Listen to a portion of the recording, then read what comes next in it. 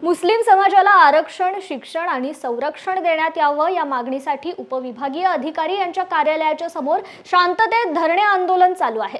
शिक्षणासाठी व वंचितपणा संपण्यासाठी मुस्लिम समाजाला आरक्षणाची नितांत गरज आहे। त्यामुळे जोपर्यंत मागण्या मान्य होत नाहीत तोपर्यंत आंदोलन तसेच चालू राहणार असल्याचे मुस्लिम समाजाने स्पष्ट केले।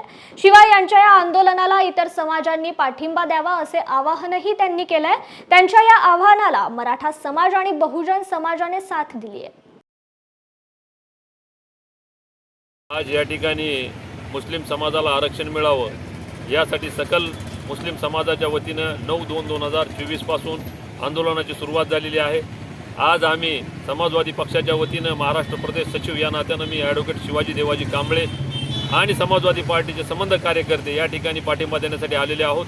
आज आम्ही या ठिकाणी सकल मराठा मुस्लिम समाजाच्या प्रतिनिधीची भेट घेऊन आम्ही जाहीर पाठिंबा या ठिकाणी त्यांना समाजवादी पक्षाच्या वतीनं दिलेला आहे। सरकारने ही गोष्ट गांभीर्याने घ्यावी।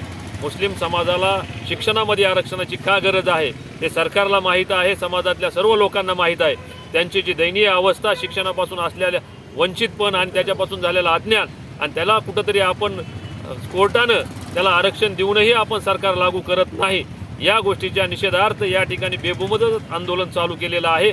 या आंदोलनास आम्ही जाहीर पाठिंबा देतो आणि या आंदोलनाच्या माध्यमातून आम्ही सांगतो सरकारला की तात्काळ या गोष्टीची दखल घेऊन सरकारनं मुस्लिम समाजाचं आरक्षण लागू करावं आणि या ठिकाणी आंदोलन कसं संपले याचा मार्ग बघावा। या होणाऱ्या सर्व परिणामाची जबाबदारी सरकारवर असेल एवढं बोलून मी थांबतो। जय हिंद, जय महाराष्ट्र।